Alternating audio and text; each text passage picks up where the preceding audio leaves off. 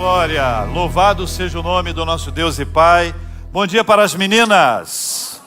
Bom dia para os rapazes. Deus abençoe a sua vida, a sua casa e a sua família em nome de Jesus. Há ao seu lado uma pessoa especial. Checa aí para ver se é isso mesmo ou se eu estou errado.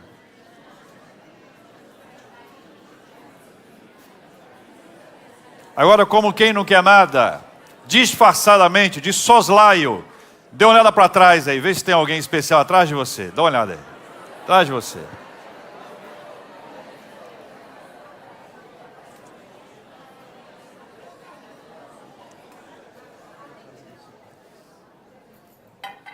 Só gente abençoada, graças a Deus. Louvado seja o nome do nosso Deus e Pai. Nós estamos começando duas novas séries, aliás, três novas séries, mas agora às 11 horas essa é a série chamada Sede de Deus, experimentando uma vida de oração. À noite, nesse mês de março, nós vamos tratar sobre mulheres reais, como Deus mudou a vida de mulheres reais. Todas as noites do mês de março nós vamos estar com esse assunto muito relevante e importante para nós. Agora nós vamos ler a palavra do Senhor. Sabe qual é o texto? Não? Ninguém te contou? Eu não te contei?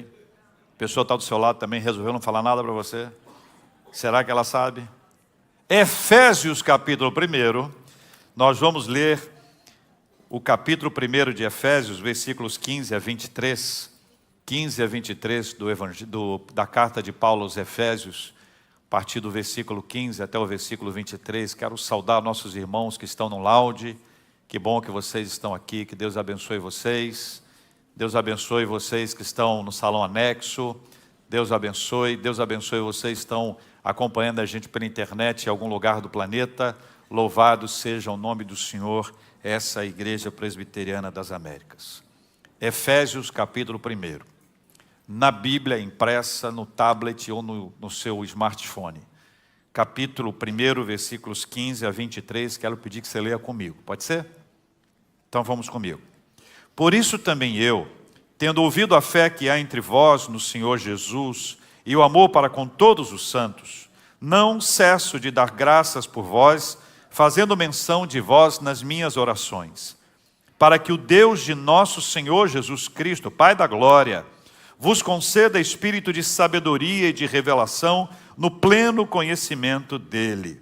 Iluminados os olhos do vosso coração, para saberdes qual a esperança do seu chamamento, qual a riqueza da glória da sua herança nos santos, e qual a suprema grandeza do seu poder para com os que cremos segundo a eficácia da força do seu poder, o qual exerceu ele em Cristo, ressuscitando dentre os mortos e fazendo sentar-se à sua direita nos lugares celestiais, acima de todo principado e potestade, poder e domínio, e de todo nome que se possa referir não só no presente século, mas também no vindouro.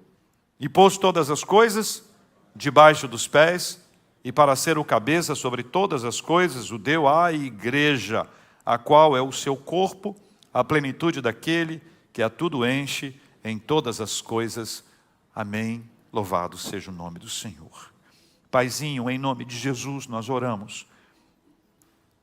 Tendo feito agora a leitura da sua palavra, nós precisamos da iluminação do teu Espírito para compreendermos, para aplicarmos, para examinarmos as Sagradas Escrituras.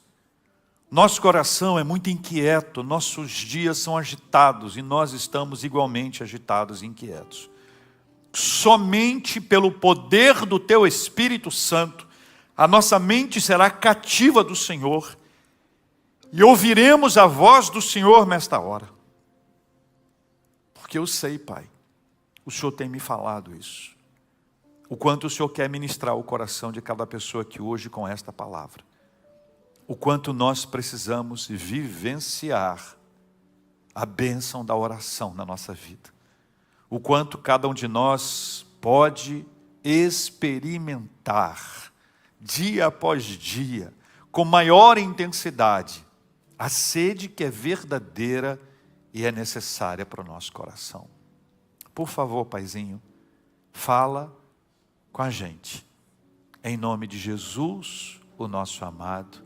Amém.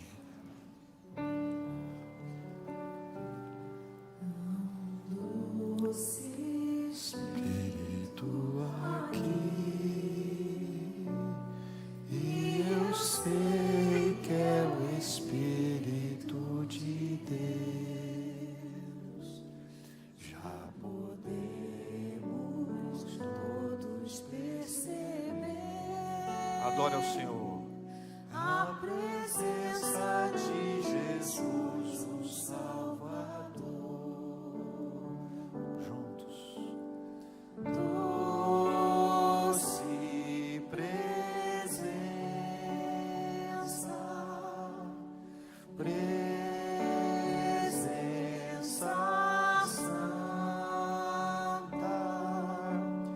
vem sobre nós, enchendo-nos do teu poder.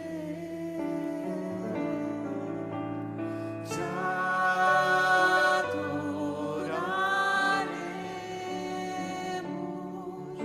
por tua presença aqui, e que renovará os nossos corações. Louvado seja o Senhor. Amém. Uma vez uma pessoa me disse que se nós buscássemos a Deus da mesma forma que alguém está prestes a se afogar, grita por socorro e busca por ajuda, nós estaremos no caminho correto da nossa busca de Deus. Agora, se a nossa busca de Deus for uma busca muito passiva, e de certa forma até tímida, nos esquivando do privilégio da grande porta que Deus abriu para nós, nós estamos perdendo uma grande oportunidade na nossa vida. A sede de Deus é sede de quem está no deserto e que pede por um pouquinho de água, na expectativa de que essas gotinhas de água possam saciar a sua sede e permitir que haja um alívio, um refrigério físico e para nós a alma. Quero compartilhar com vocês uma frase do pastor Timothy Keller. Quero convidar você a ler comigo, por gentileza. Orar é o caminho para experimentar a confiança poderosa de que Deus cuida bem da nossa vida, de que as coisas ruins serão para o bem, de que as boas não nos podem ser tiradas e de que as melhores ainda estão por vir. Amém, meus irmãos? Vamos falar juntos agora, com um pouco mais de fé, autoridade, em nome de Jesus. Orar é o caminho para experimentar a confiança poderosa de que Deus cuida bem da nossa vida, de que as coisas ruins serão para o bem, de que as boas não nos podem ser tiradas e de que as melhores ainda estão por vir. Amém. Amém. Versículo 17.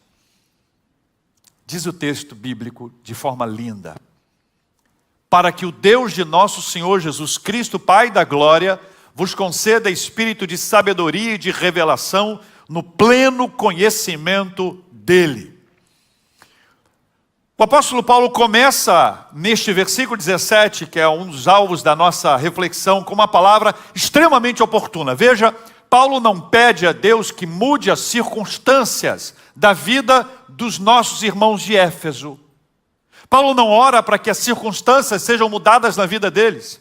Não há nenhum problema a gente orar para que a circunstância seja mudada na nossa vida.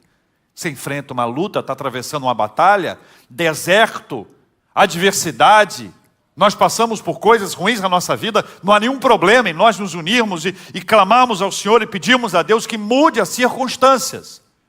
Mas o que eu quero chamar a sua atenção é que nesse texto Paulo, o apóstolo Paulo, não ora para que as circunstâncias externas sejam mudadas na vida dos irmãos de Éfeso. A oração que o apóstolo Paulo faz não é para que haja mudanças externas, nas circunstâncias externas, mas para que haja algum tipo de mudança extraordinária, sobrenatural e maravilhosa internamente. Veja comigo a composição da frase.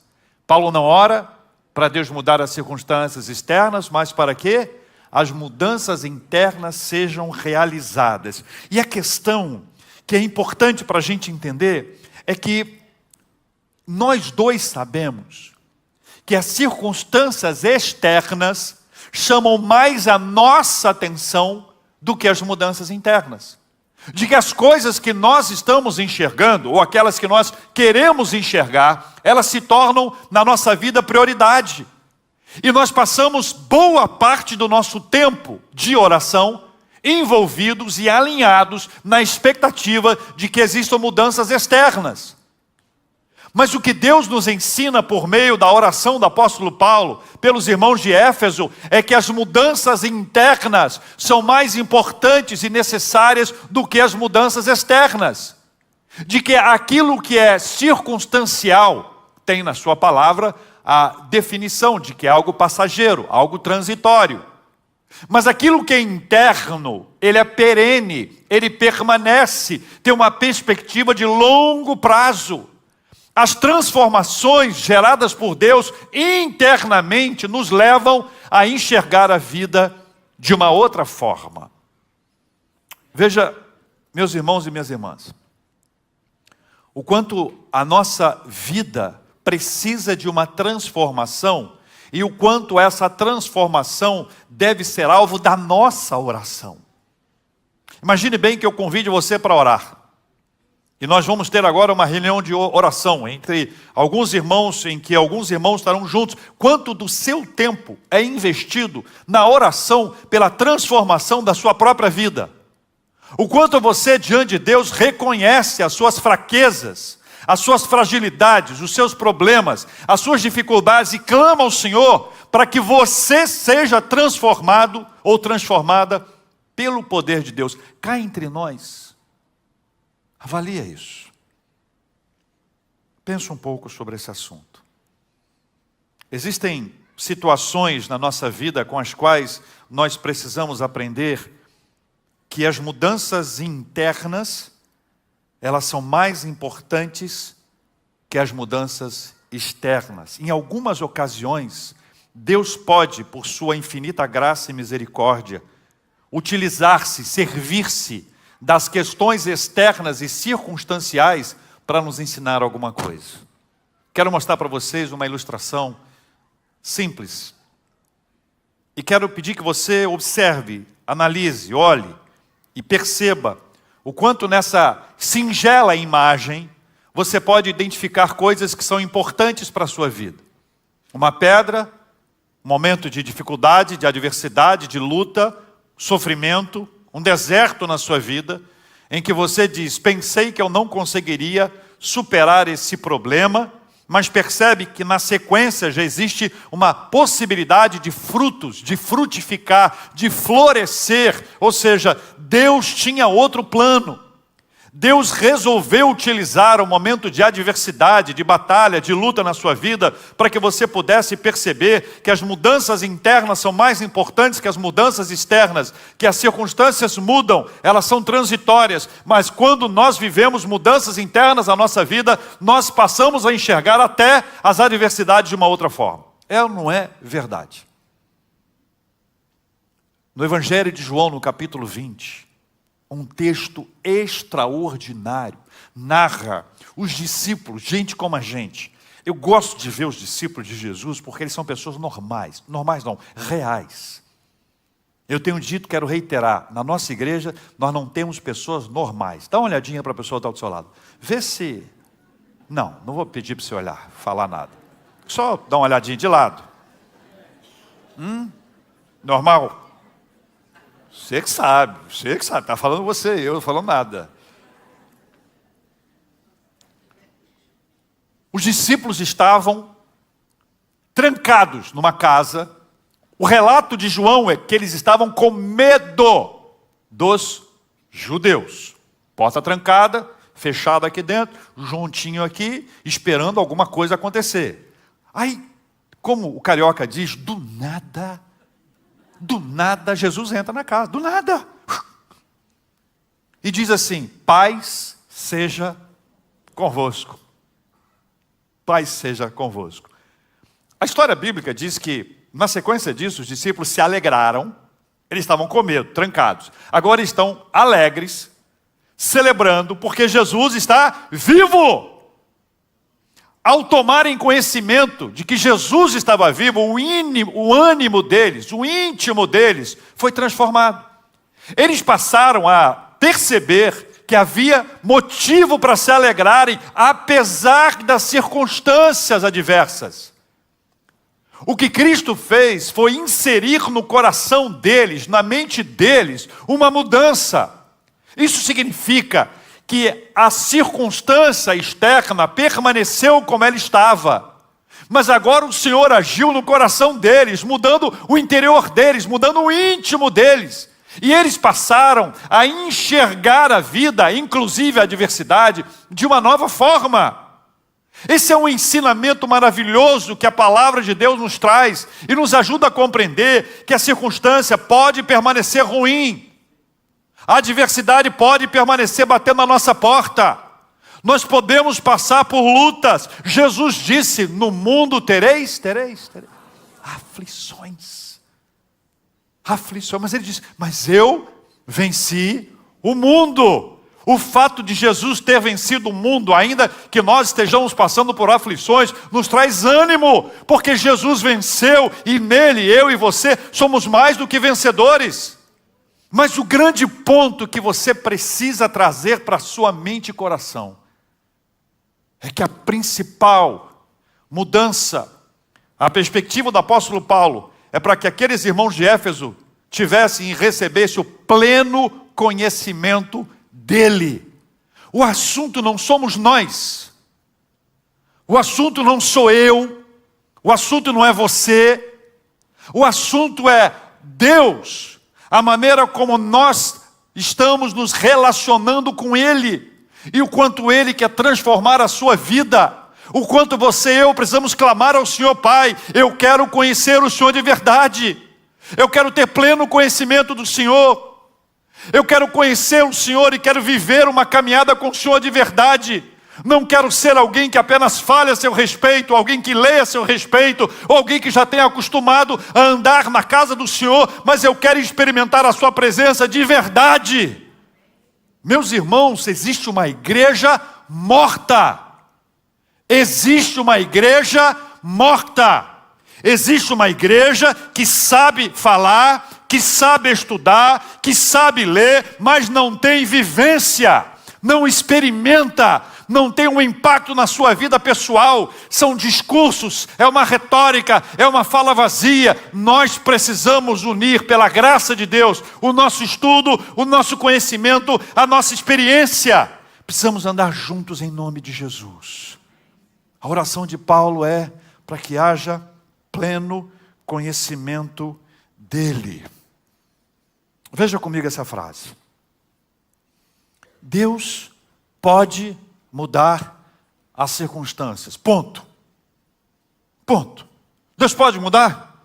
Pode mudar. Já mudou a sua circunstância alguma vez? Quem já tem uma experiência para dizer que Deus mudou a circunstância, levanta a mão para eu poder ver. Louvado seja o nome do Senhor. Deus pode mudar a circunstância. Ponto. E se não mudar? Espera aí. Seja sincero. Seja sincera. A gente pode cantar. Se não dá... Como é que é? Eu já esqueci. Eu nunca lembro as letras, irmãos. Eu tenho um problema de fábrica. Fala aí, de novo. Se Deus fizer, Ele é Deus. Se não fizer, Ele é Deus.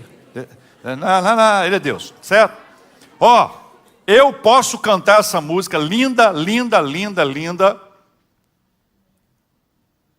e não ser verdade. Sabe por quê? Posso ser franco com vocês? Fiquem bravos não, hein? Mas se quiser ficar também, não posso fazer nada, vou falar do meu jeito. Acontece que tem muita gente que quando Deus não faz, fica de mal.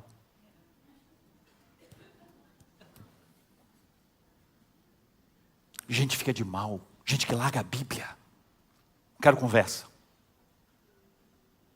Gente que abandona a igreja. Gente que deixa de adorar o Senhor porque está de mal. Sabe por quê? Porque foi mimado. Mimada. Isso é filho mimado, filho mimada. Não dá, chora. Vai embora. Pirraça. Nosso relacionamento com Deus não é assim. Deus pode mudar, mas Deus pode usar as circunstâncias para... Leia comigo. Deus pode mudar. E aí, a gente vê a oração de Paulo. A oração de Paulo ensina que mais importante do que mudar as circunstâncias, que são transitórias, é mudar o nosso interior permanentemente. E eu vou pedir que você agora faça a sua oração. Peça para Deus mudar o seu interior. É você, Deus. Peça a Deus para mudar o seu interior. Diga para Ele: Senhor Deus, muda o meu interior. Muda o meu interior. Você e Deus. Você e Deus.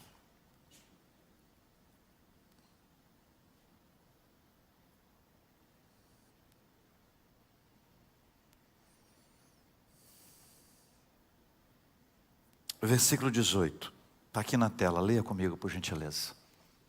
Iluminados os olhos do vosso coração, para saberdes qual é a esperança do seu chamamento, qual a riqueza da glória da sua herança nos santos. A segunda etapa, no versículo 18, da oração de Paulo, é que o coração seja iluminado. O coração, dentro do contexto bíblico, é o centro das nossas emoções, é o centro do nosso ser. Não à toa, Provérbios diz que sobre tudo o que se deve guardar, guarda o teu coração, porque ele é a fonte. Quando Deus nos diz e nos ensina, e a oração de Paulo, ela é realizada para que a gente peça a Deus: Senhor, ilumina o meu coração. Eu quero ter um coração segundo o seu coração. Você já deve ter ouvido uma frase que algumas pessoas dizem: siga o seu coração. Eu acho lindo quando alguém diz isso para outra pessoa. Não é bonito? Siga o seu coração. Vai. A Bíblia diz que o coração é terrivelmente corrupto. Aí pensa numa pessoa corrupta. Uma só. Uma só. Sem listas, tá? Por gentileza. Pensou numa pessoa? Pensou? Agora pense nessa pessoa e diz assim: olha, faz um investimento comigo. Deixa o seu cartão comigo. Eu vou administrar suas coisas. O coração é enganoso e terrivelmente corrupto. O coração se engana e o coração me engana. Eu não posso seguir o coração, porque ele é extremamente perigoso. Por isso Paulo diz: olha, eu vou orar ao Senhor para que o coração de vocês seja iluminado. O coração é o centro do nosso ser no aspecto bíblico. Nós precisamos dessa iluminação do Espírito Santo de Deus sobre nós, para nós conseguirmos enxergar aquilo que não está claro diante de nós. Deus pode nos dar o discernimento, uma perspectiva espiritual sobre coisas que são materiais, estão diante dos nossos olhos, e nós eventualmente estamos distraídos. Só entre você e eu aqui, a gente está muito distraído. A vida está cheia de distrações. Todo lugar você viu uma pessoa distraída. E a distração espiritual, ela é a pior. Por quê? Porque ela tem uma complexidade espiritual, ela é mais complexa, ela é mais difícil. Por quê? Porque quando você se distrai espiritualmente, você perde a sua perspectiva de Deus. Você passa a ouvir outras vozes. Você passa a confiar em outras pessoas. Você passa a dar ouvidos a outros ensinamentos, que não os ensinamentos são da palavra do Senhor.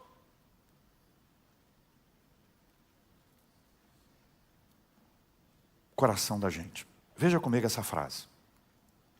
O conhecimento, leia comigo. o conhecimento já não se limita ao campo intelectual, mas torna-se transformador. A iluminação atinge igualmente a esfera afetiva, reordenando desejos e valores. Deixa eu te explicar um pouquinho sobre essa questão do coração que aí está. A gente tem uma capacidade intelectual. A gente entende certas coisas. Mas a gente pode não senti-las. Elas podem não se tornar verdade para nós. Elas podem não alcançar os nossos afetos, as nossas emoções. Um versículo que talvez você conheça de cor. Salmo 96, versículo 9. Que fala sobre a beleza da santidade de Deus. E quando você pensa na beleza da santidade de Deus, é assim. O que significa beleza da santidade de Deus? Que implicação isso tem na sua vida? Você sai daqui e diz, olha, há uma beleza na santidade de Deus. O que significa isso na sua vida prática? O que você leva para casa disso?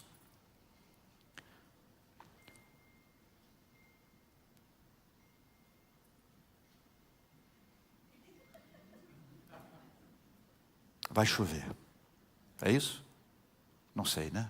Há um alarme do remédio. A pessoa esqueceu de tomar o remédio, botou o alarme. Não escuta o remédio, não toma, no alarme não toma remédio. O que a gente leva para casa na prática? Presta atenção. A santidade de Deus, ela é uma marca de Deus. Eu passo a me relacionar com a santidade de Deus. Eu passo a perceber a santidade de Deus. Eu passo a contemplar a santidade de Deus. E ao perceber, ao contemplar a santidade de Deus, eu vejo que Deus é santo e eu não sou. Eu vejo a grandeza de Deus e a minha pequenez. Eu vejo quanto o nosso Deus é digno de honra, glória e louvor e eu não. A santidade de Deus mostra quem é Deus. E eu percebo que Deus é santo. Como o profeta Isaías relata no capítulo 6, quando os anjos estão ali, ele vê o Senhor no seu alto e sublime trono, e eles estão cantando, santo, santo, santo, é o Senhor dos exércitos, toda a terra está cheia da sua glória. Significa que a santidade de Deus é a glória de Deus, que a glória de Deus é a santidade de Deus, isso é uma questão real. Então eu percebo que Deus é santo e eu não sou, e que apesar da santidade de Deus, Ele me acolhe na sua presença. Mas Ele não quer que eu permaneça como eu estou, ou seja, a santidade de Deus mostra a minha sujeira, a santidade de Deus mostra a minha imundice, a santidade de Deus mostra a minha pecaminosidade. Então você e eu, quando contemplamos a beleza da santidade de Deus, a glória de Deus, essa manifestação maravilhosa, nós sabemos quem nós somos, ou seja, quanto mais perto de Deus você estiver, mais você perceberá que você não é digno. Duas consequências disso. A primeira é que nós somos confrontados pelo Espírito Santo de Deus. Ele nos leva a confessar os pecados. Quem está diante da santidade de Deus não permanece como está.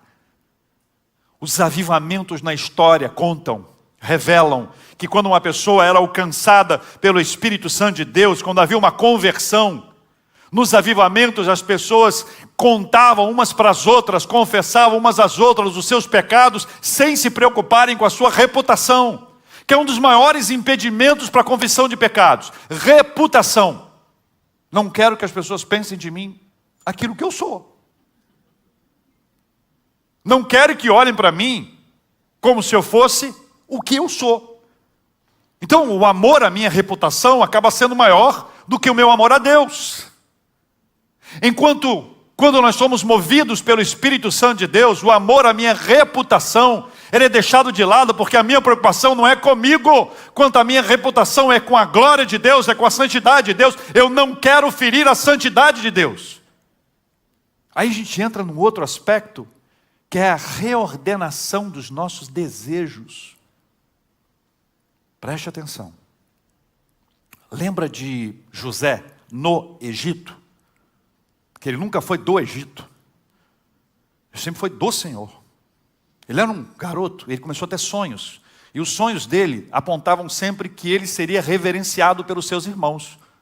Ele era um dos mais novos, no caso, nessa época o mais novo. Depois os irmãos, batiam nele lá. E o pai dele tinha uma preferência por ele. Olha, só coisa complexa. Dava uma roupa bonita para ele, último tipo. E aí todo mundo olhava para ele. E um dia os seus irmãos, indignados com isso, resolveram dar cabo da vida dele. O famoso matar. Mas um deles disse, não vamos pegar o sangue do nosso irmão. Vamos jogá-lo numa cisterna seca. E a cisterna seca, ali estava, mas passou ali um grupo de ismaelitas, eles estavam lá, eles eram compradores de escravos, vendedores de escravos, então eles venderam o irmão para ele ser escravo. José, um menino cheio de Deus, vai preso como escravo. Vai trabalhar na casa de Potifar. Na casa dele, Deus abençoa a atividade dele, ele começa a ter pleno êxito, ele avança, ele desenvolve, e acontece uma coisa impressionante com ele. Ele é assediado sexualmente pela mulher de Potifar. Um termo que não existia naquela época. O fato é que ela deu em cima dele. É isso. Ele resistiu. Aí é que é o grande ponto para você entender. Ele resistiu. Ela pegou a capa dele e fez um drama. Ai, José quis me agarrar. O maridão chegou, como é que é o negócio? Pô, José, aquele negócio tá, cadê tu? Preso. Estou resumindo bem a história. Presta atenção. Por que José não avançou? Uma pergunta. Pai dele estava lá? Sim ou não? Mãe dele estava lá? Sim ou não? Irmãos dele estavam lá? Sim ou não? Cá agora entre nós dois. Ele tinha motivo para ficar com raiva de Deus? Sim ou não? Presta atenção. Sim ou não?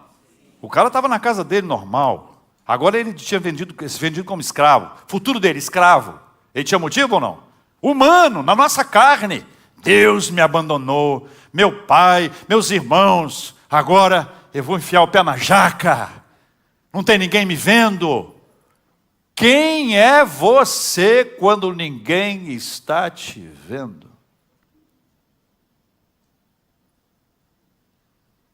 Voltando. José. Por que José não avançou? 2 motivos. Gênesis 39 nos conta isso. O primeiro, por respeito a Potifar. E o segundo, para mim o mais importante, ele não quis pecar contra Deus. Veja que os nossos afetos, eles estão desordenados, eles precisam ser ordenados. Significa que a quem você ama mais? A Deus ou a sua carne? No discurso é o quê? A Deus. E na prática? Não sei. Você sabe. A gente sabe o quanto os nossos afetos estão desordenados, o quanto nós colocamos a nossa carne na frente de Deus, e Ele deu uma demonstração para testemunho, para constar para a história, para nos encorajar, para nos abençoar, que Ele não abria mão do amor a Deus. O amor a Deus era sobre todas as coisas, e mais importante que satisfazer a sua carne por um prazer temporário, transitório, passageiro, era honrar a Deus com a sua vida. Isso nos lembra o quanto o nosso coração precisa ser iluminado, para a gente ter o nosso coração reordenado, as coisas serem reajustadas, e a gente colocar isso diante de Deus com a clareza que nós precisamos ter. A pessoa se torna um cristão. Para um não cristão, quando alguém se torna um cristão, ele diz que ele entrou para a igreja. Fulano entrou para a igreja. E na igreja a gente muda. Quem não é da igreja acha que o pastor, os pastores, os líderes entregam para cada pessoa uma lista do não pode. Quem não é da igreja acha isso. Você recebe a mensagem, não pode, é grande, não pode, não pode. E acha que a gente não faz mais determinadas coisas porque nós somos agora moralistas. E a acusação é essa. Moralista. Veja comigo. aqui na tela. Não é o moralismo. Leia comigo.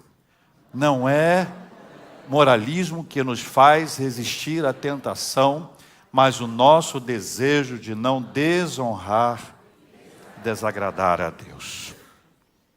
Por que que você não faz? Porque você não quer desonrar a Deus. Porque você não quer desagradar a Deus. Não é porque você entrou para a igreja. Não é porque o pessoal da igreja está de olho em você. Não é porque você tem medo de ser descoberto. Não é porque você tem vergonha se as pessoas tomarem conhecimento. Não, você não quer desagradar a Deus, é a sua relação com Deus. É muito maior, é muito mais importante, muito mais forte. O que mantém você de pé para não fazer uma coisa que desagrada a Deus, que desonra a Deus, é o seu amor a Deus, é os seus afetos devidamente ordenados, onde você não vai colocar a sua carne, o seu desejo, o seu coração em primeiro lugar, mas você vai priorizar o Senhor e vai amar o Senhor, porque agora o seu coração está iluminado pela graça de Deus. A segunda oração do apóstolo Paulo está na tela, leia comigo. A oração de Paulo é para quê? Para que os corações sejam iluminados, gerando obediência voluntária, evitando atitudes que desagradem ou desonrem a Deus. Faça a sua oração para que o seu coração seja iluminado pelo Senhor. É o seu momento com Deus.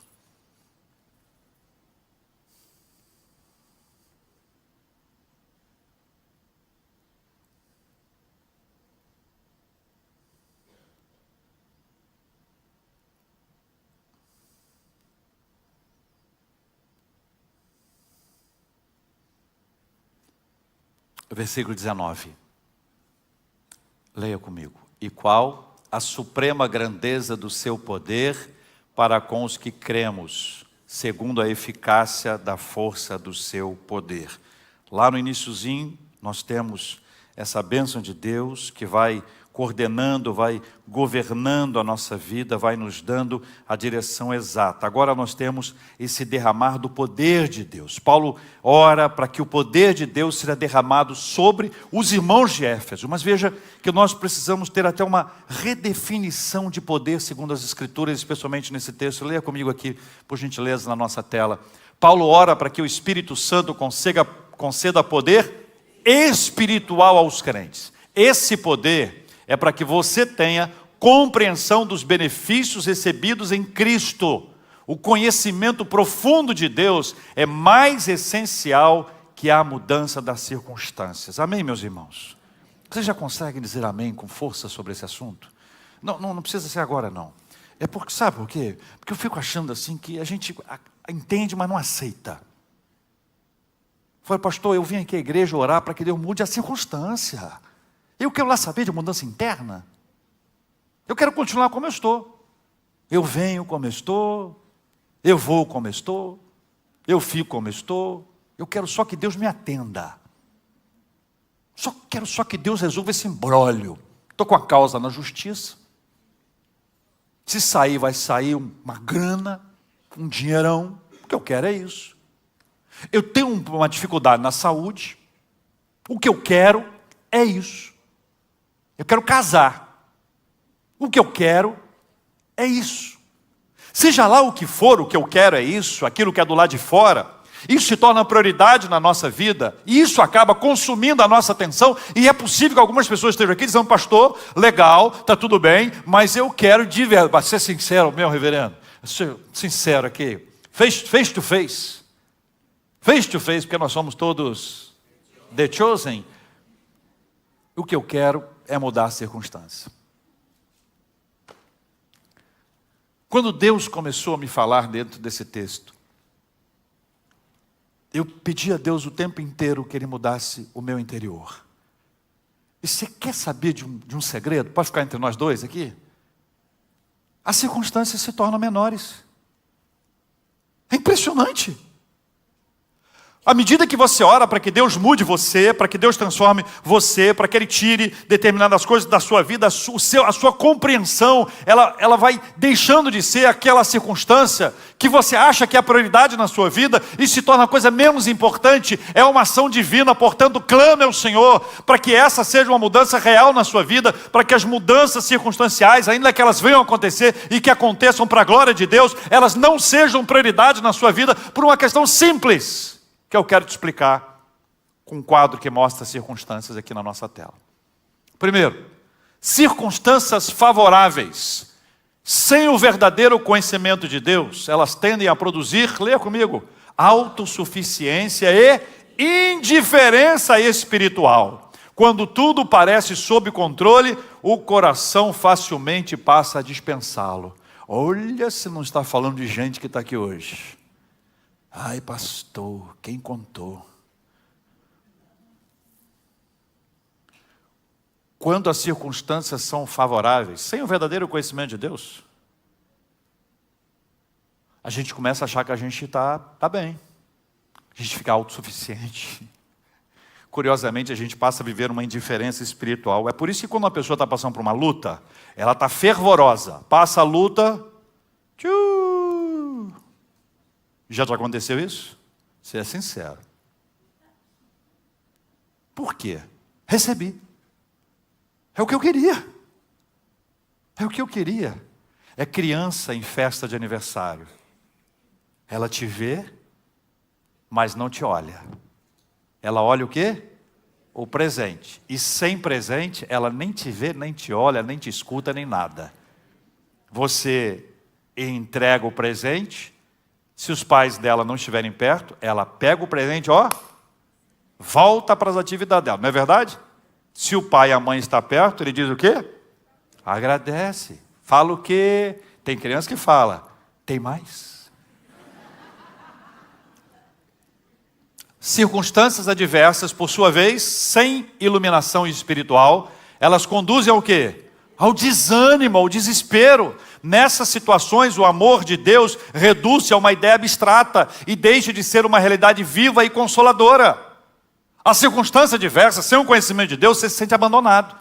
Deus não me ama, Deus se esqueceu de mim, eu não sou prioridade para o Senhor, Deus agora me largou, eu estou esquecido, fui abandonado, estou de mal com Deus, eu vou me embora daqui. É essa a sensação que dá quando a circunstância adversa acontece sem o verdadeiro conhecimento de Deus. Veja o quanto você agora pode entender um pouco mais sobre a necessidade de uma mudança interna, que vai te levar a ter o verdadeiro conhecimento de Deus, que vai te levar a ter um relacionamento verdadeiro com Ele, a despeito e apesar de toda circunstância favorável ou adversa. Não importa, o que importa e é prioridade, não é o que é transitório, o que passa, mas aquilo que permanece para sempre, o nosso relacionamento com Deus. Veja comigo na sequência. Conhecer a Deus é a necessidade central para enfrentar a vida em qualquer situação. Pode falar de novo comigo? Conhecer a Deus.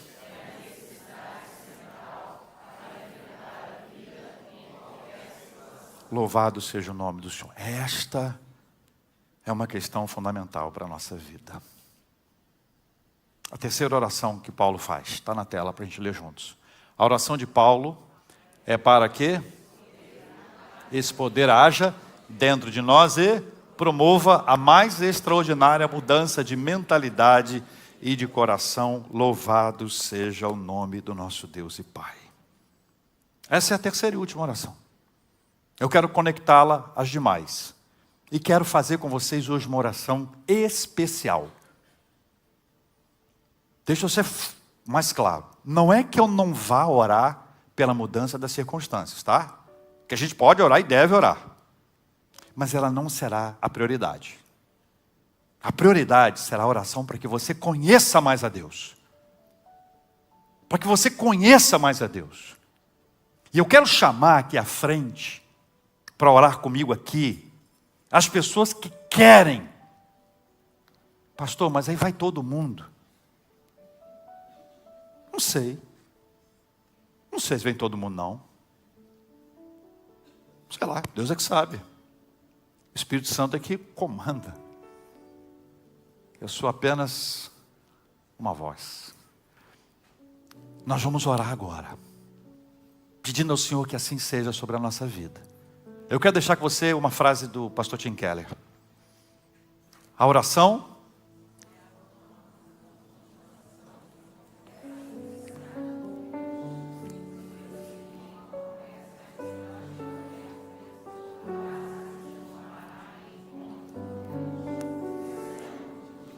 eu vou ler de novo para você. A oração se torna a continuação de uma conversa iniciada por Deus. Se prosseguir, como acontece nas melhores conversas, orar se transformará em encontro com Deus.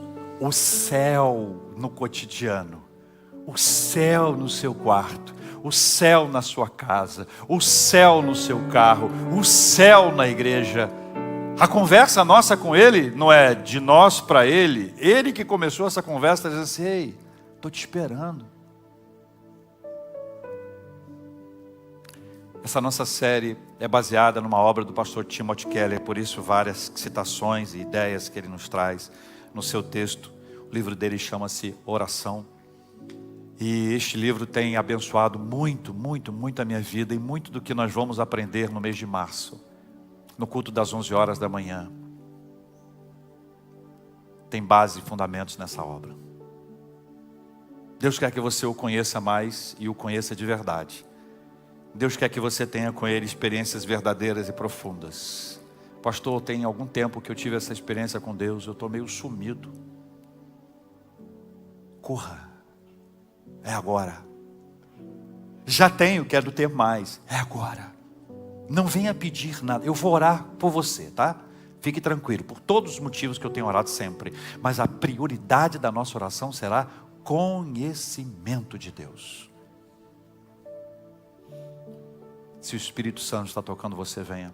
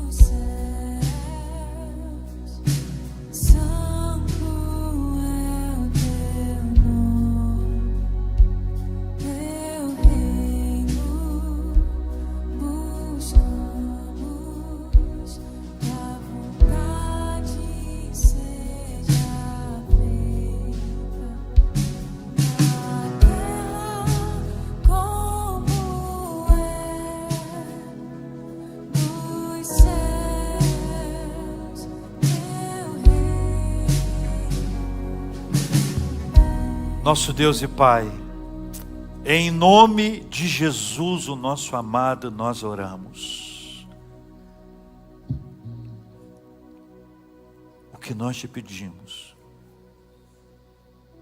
é por pleno conhecimento de Deus, para que os nossos corações sejam iluminados, para que nós recebamos o poder espiritual. Senhor, no final da nossa vida seremos só nós. A nossa história é uma história de comunhão com o Senhor.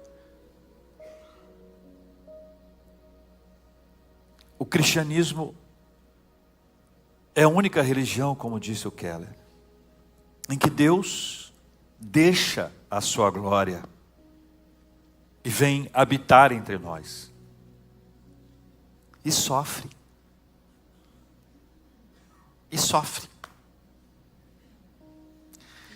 Obrigado, Jesus, por sofrer a nossa dor. Obrigado, Jesus, por ocupar o nosso lugar. Obrigado, Jesus, por nos substituir na cruz do Calvário. Obrigado, Jesus, por se doar, por se entregar, pelo seu sacrifício, pelo seu sangue derramado na cruz do Calvário, sangue que nos purifica de todo o pecado. Obrigado, Jesus, por mudar a nossa história. Obrigado, Jesus, por falar conosco, por ministrar ao nosso coração. Obrigado, Jesus. Obrigado, Jesus. Deus maravilhoso, obrigado por enviar Jesus. Obrigado por nos amar como nós somos e não nos deixar como estamos. Por nos amar antes do nosso nascimento, antes da nossa existência. Por olhar para nós com seu olhar amoroso e ver em nós algo bom que nós não temos, nos abraçar, porque há derramado sobre nós o seu amor e o seu amor nos transforma. Não há em nós nenhum mérito. Não podemos argumentar nada favorável a nós por nossa causa, mas tão somente por causa do seu amor, da sua graça, da sua misericórdia derramada sobre a vida de cada um de nós. Obrigado, Espírito Santo, por nos convencer do pecado. Obrigado, Espírito Santo, por mostrar quem nós somos. Obrigado por nos mostrar como nós devemos orar e por orar por nós quando nós não sabemos orar como convém. Obrigado, Espírito Santo, por nos consolar, nos confortar nas horas difíceis, complexas da nossa vida. Obrigado, Espírito Santo de Deus, por nos guiar a toda a verdade. Obrigado, Espírito Santo de Deus, por nos dar o poder para testemunhar. Obrigado, Espírito Santo de Deus. Deus Pai, Deus Filho, Deus Espírito Santo, nós te exaltamos nesta hora. Nós te glorificamos, Senhor. E o que nós pedimos é que o Senhor nos dê pleno conhecimento. O Senhor ilumine o nosso coração. O Senhor nos deu poder espiritual. Nós queremos mais. Queremos andar com o Senhor. Queremos conversar com o Senhor. Queremos ouvir a sua voz. Queremos fazer aquilo que o Senhor manda. Nós queremos viver uma intimidade com o Senhor, em nome de Jesus, algo transformador, algo que não passa, algo perene, algo que vai ser constante na nossa vida, que nós vamos enfrentar os desertos ou os momentos de alegria, circunstâncias favoráveis ou desfavoráveis, o nosso coração vai permanecer no Senhor, os nossos sentimentos e afetos estarão devidamente ordenados, colocando o Senhor em primeiro lugar na nossa vida. Deus Todo-Poderoso, nós oramos em nome de Jesus, o nosso amado. O que nós pedimos, Pai, que o Senhor nos abençoe a cada um de nós. Também lembramos das circunstâncias que nós atravessamos. Pedimos que o Senhor abençoe com a bênção da saúde em nome de Jesus. Que haja cura, Senhor. Que haja a bênção da cura física, a cura emocional em nome de Jesus. Que o Senhor abençoe com consolo aqueles que estão com seus corações enlutados, chorosos, que sentem saudades dos seus entes queridos, que é só o milagre do Senhor para nos pacificar. Que o Senhor nos dê direção para as decisões serem tomadas debaixo da tua orientação. Pai, nós entregamos tudo e todos, casamentos, filhos, vazios, saudades, possibilidades, diante do Senhor, em nome de Jesus. Amém.